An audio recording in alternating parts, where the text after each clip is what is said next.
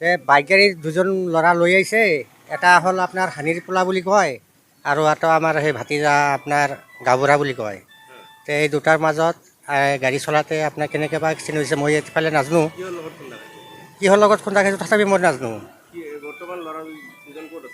ল'ৰা দুজন এতিয়া আপোনাৰ ৰোডত মেডিকেলত লৈ আহিছিল, ইয়াৰ পৰা নাৰাখা হ'ল, এতিয়া বৰপেটা লৈ গৈছে।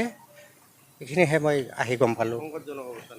সংকটজনক অৱস্থা বুলি গম পাইছোঁ আৰু ক'ত বা পাল এতিয়া মইতো চোৱা নাই এতিয়ালৈকে। মূৰত লাগছে নেকি। ঘৰ খুদনাবাৰী পাথাৰ।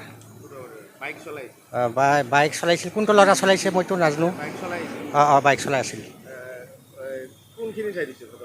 বেকিবাৰ বুলি শুনা পাইছোঁ। হাইৱেত।